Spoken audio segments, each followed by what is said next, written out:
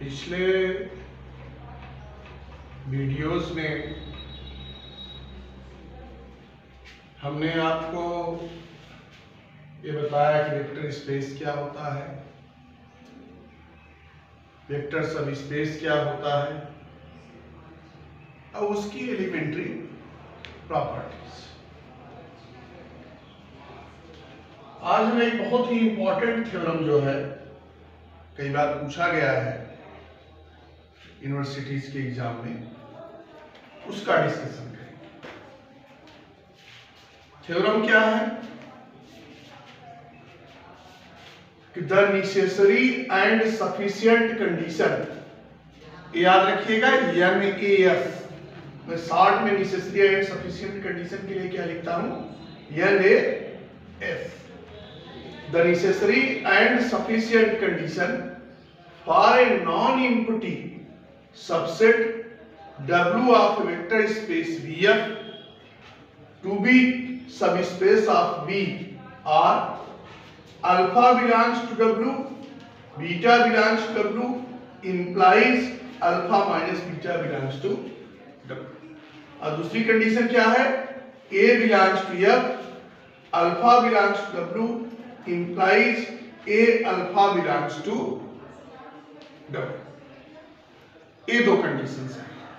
देखिए, necessary condition का मतलब होता है कि हम ये मान के चलेंगे, जो दिया है उसको मान के चलेंगे और जो यहां प्रूव करना है उसको प्रूव करेंगे। यानी हम ये मान के चलेंगे कि जो W है ये क्या है, वेक्टर सबस्पेस है भी क्या, और हम इन दोनों कंडीशंस को प्रूव करेंगे। अच्छा, सफिशिएंट कंडीशन में क्या होता है, ठीक इसका उल्टा, हमें मानेंगे कि W क्या है, एक नॉन एम्प्टी सबसेट है किसका, V क्या, जो इन दोनों कंडीशंस को होल्ड कर रहा है। अब हम प्रूफ क्या करेंगे कि W एक सबस्पेस है, ये चीज हम प्रूफ। तो देखो, सबसे पहले क्या है, हम नेसेसरी कंडीशन प्रूव कर रहे हैं। ये नेसेसरी कंडीशन है, ठीक। हम क्या मान रहे हैं कि let W be a subspace of V। अगर W सबस्पेस है इसका मतलब वह इटसेल्फ वेक्टर स्पेस है।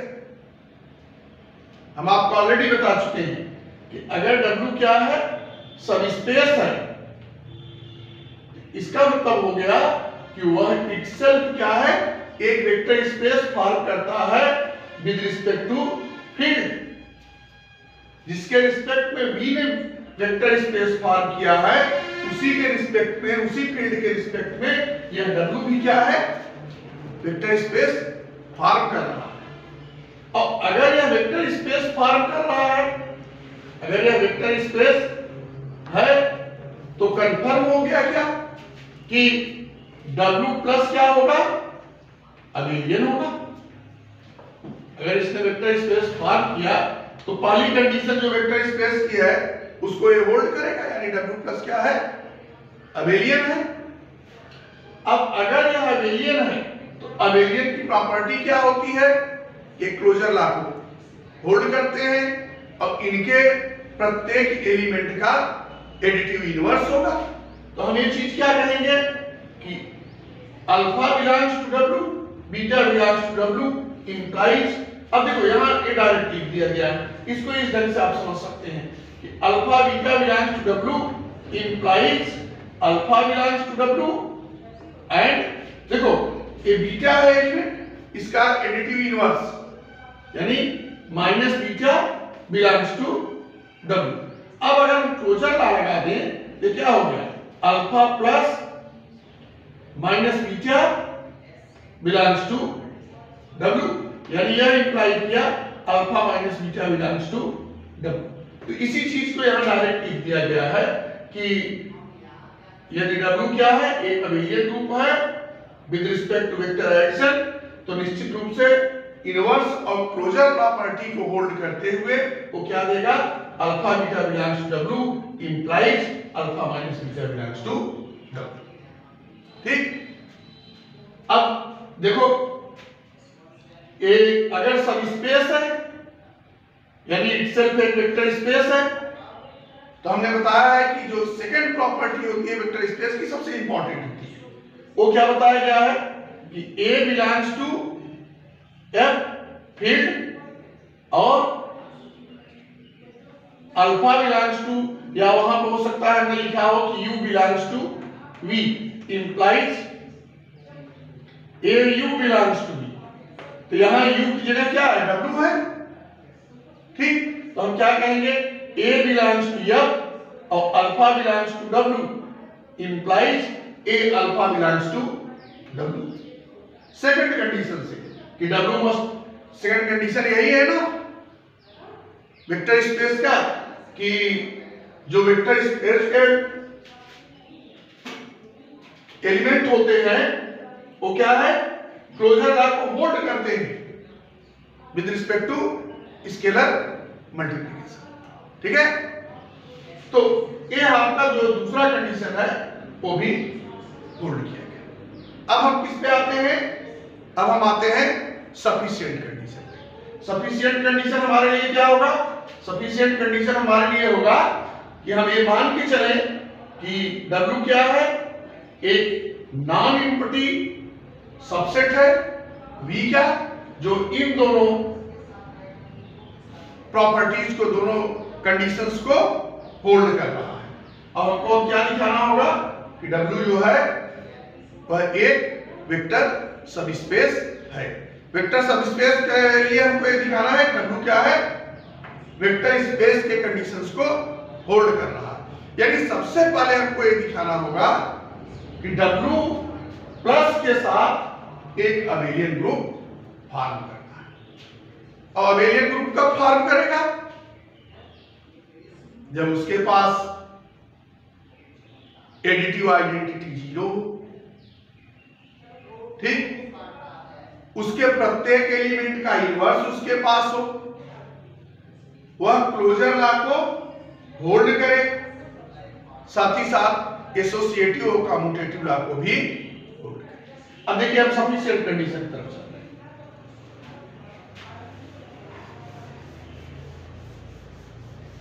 बहुत सिंपल है, कुछ खास नहीं है।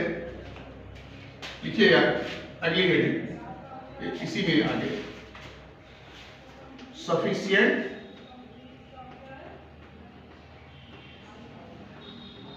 कंडीशन। अब यहां क्या करोगे, हमने कहा ना कंसीडर करोगे कि यह क्या है, non empty subset. Let W be a non empty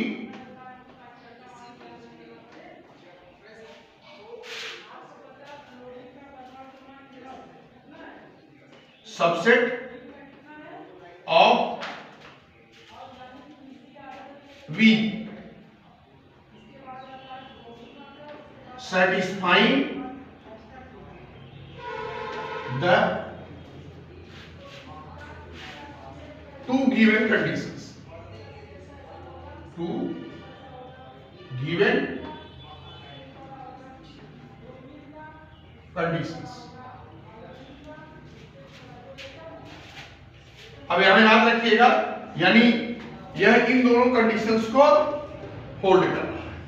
अगर इन दोनों कंडीशंस को होल्ड कर रहा है तो देखो पहला कंडीशन क्या इंप्लाई करेगा, देखो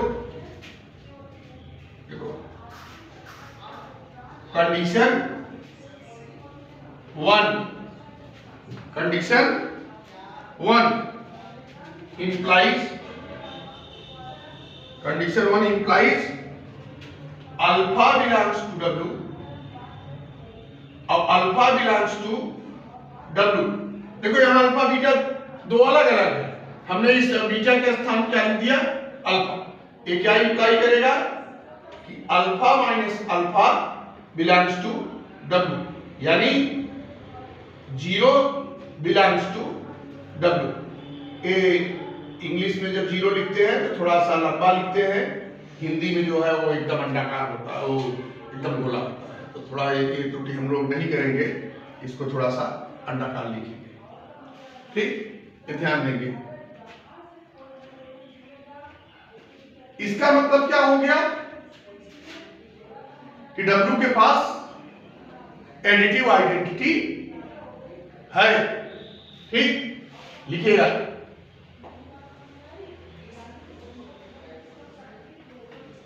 दस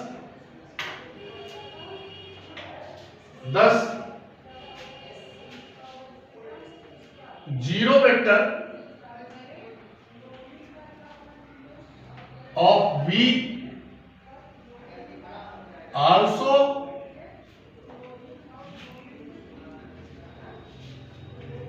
be the zero vector of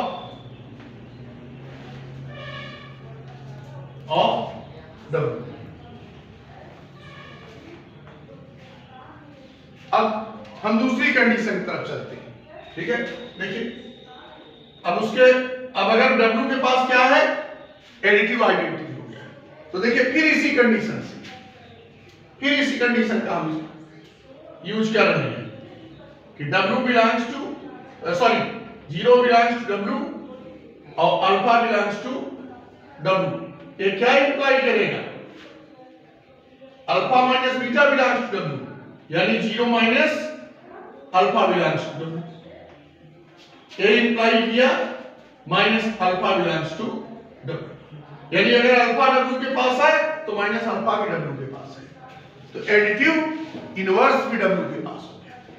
ठीक है, यहां नोट कर दीजिए 10 additive inverse, 10 additive inverse of each element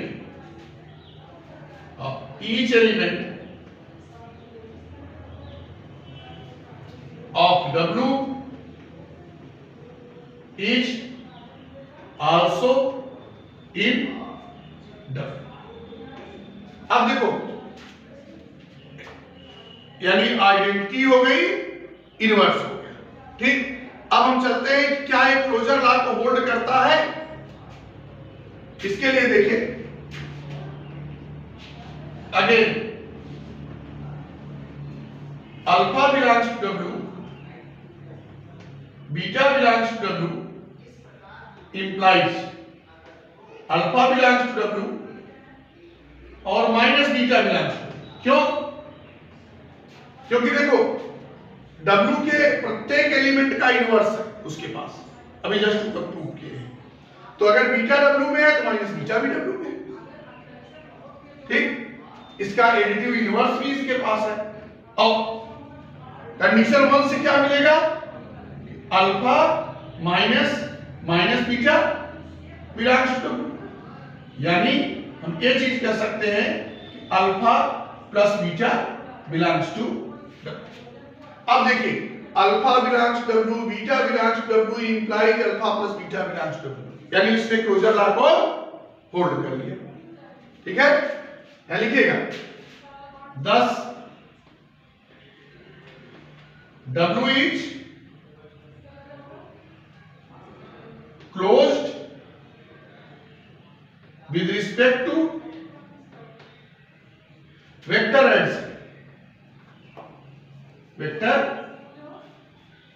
addition. अब एक चीज यहां याद रखिए, आपके पास आइडेंटिटी हो गई, प्रत्येक एलिमेंट का इनवर्स हो गया, क्लोजर लॉ को होल्ड किया।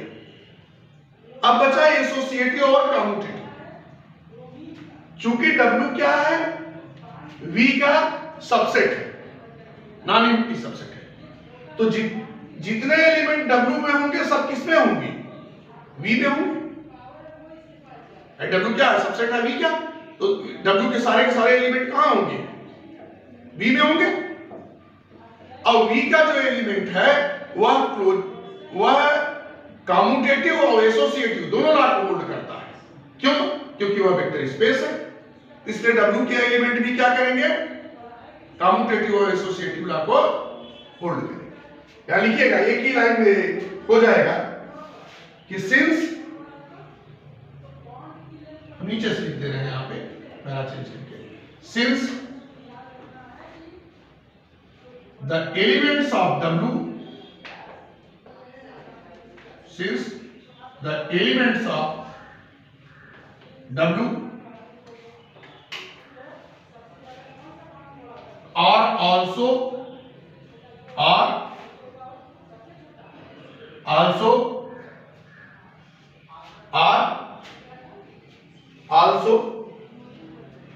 the elements of B, elements of V.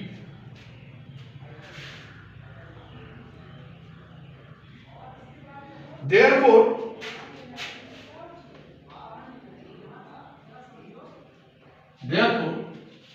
vector addition,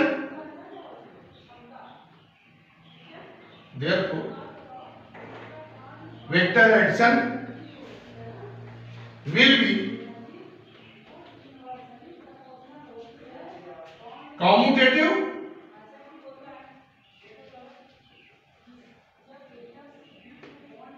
as well as associative.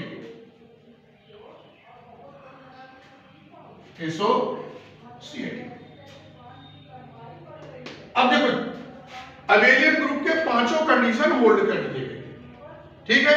इसका मतलब क्या हो गया? इसका मतलब हो गया हेंस W प्लस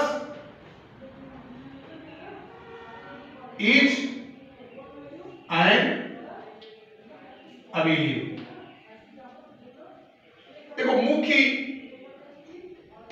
इसी को प्रूफ करना था, क्योंकि जो बाकी पोस्टुलेट्स हैं, देखो सेकंड कंडीशन ऑलरेडी यहां से प्रूव्ड है,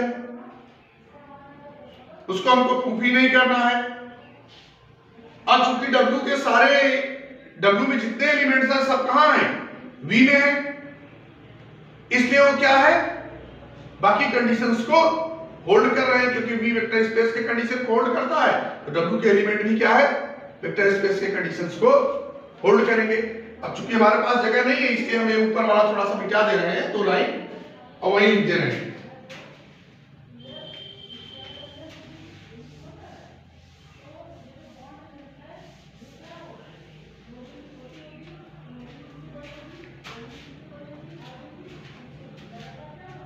क्या लिखिएगा? From condition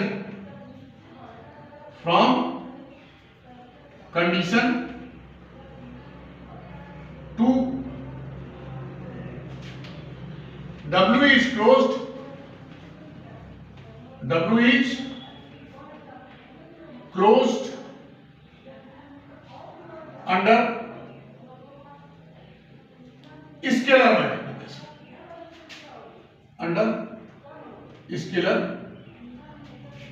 multiplication,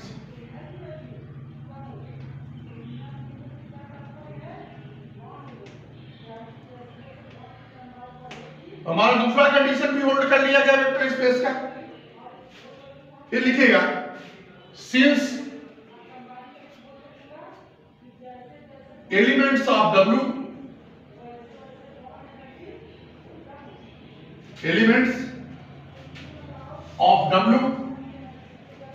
are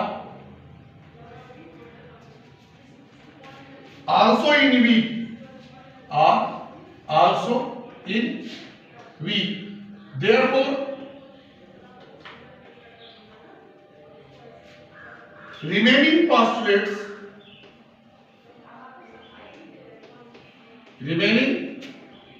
postulates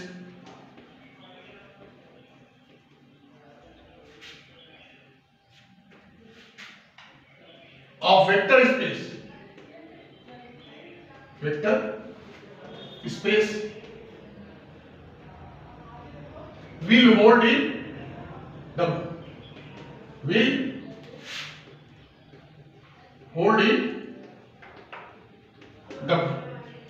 Hence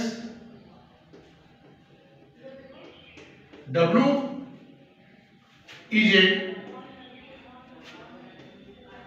subspace of V। देखिए यहां से एक प्रूफ हुआ कि W प्लस अबेलियन है, कंडीशन 2 जो दिया है उसने यह चीज दिखा दिया कि W के जो एलिमेंट्स हैं वो क्या है, क्लोजर लॉ, यानी that be closed under scalar multiplication या एलिमेंट के साथ मिलके। अब चूंकि W के जितने एलिमेंट हैं सभी कहां हैं, V में है। अभी ऑलरेडी वेक्टर स्पेस है, यानी वेक्टर स्पेस के कंडीशंस को होल्ड करता है, तो W के एलिमेंट भी क्या है, वेक्टर स्पेस की जो रिमेनिंग कंडीशंस हैं, 4 कंडीशंस जो हमने लिखाए हैं, वो उसको होल्ड करेगा। अब जब वेक्टर स्पेस के सारे कंडीशंस होल्ड कर लिए गए, इसका मतलब क्या होगा कि W प्लस भी वेक्टर स्पेस हुआ, सब स्पेस हुआ। चूंकि W क्या है, देखिए यहां से क्या हुआ, W वेक्टर स्पेस हुआ, और चूंकि W क्या है, नॉन एम्प्टी सबसेट है V का, इसलिए V के रिस्पेक्ट में हम W को क्या कहेंगे, वेक्टर सब स्पेस। यही आपके आज के थ्योरम का, दैट्स ऑल, थैंक यू।